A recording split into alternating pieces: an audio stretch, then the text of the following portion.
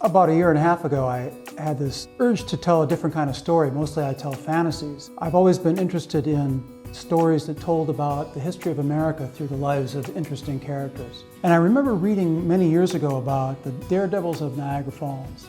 And I remember reading about the first person who went over Niagara Falls in a barrel. Her name was Annie Edson Taylor.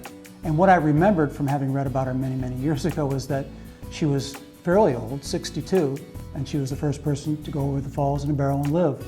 I thought that she was a worthy subject for this undertaking, which is to try to say something not simply about the subject, Annie Taylor, but also something a little bit about America at that time, which happened to be 1901. When I started researching Annie Taylor, I found that there's not a lot of photographic record of her experience. There is one photo of her after she'd gotten out of the barrel climbing across some wooden planks. And there's another picture of her 2 days before she goes over the falls standing next to her barrel.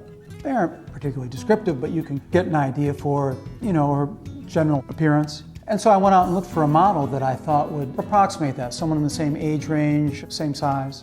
When I went to a parent-teacher conference at my daughter's elementary school, her algebra teacher looked just right to me.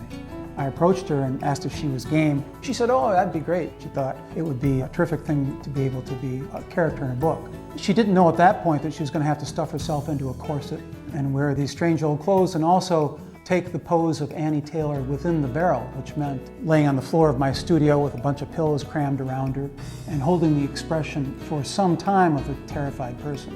That was actually the most challenging thing because so much of the book is about Annie, the thoughts that are going through her mind, that it was really important to get a face that could communicate those things and that I could try to get down on paper. The other thing about this book, and I've sort of experimented with it in some of my other books, which is try to communicate some of the story through the actual expression on the character's face.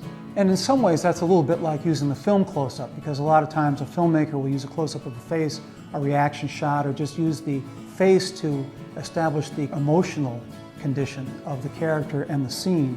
And so it was important for me to get a model who was up to it and had the right face. So once I got a stand-in for Annie Taylor, I was ready to go.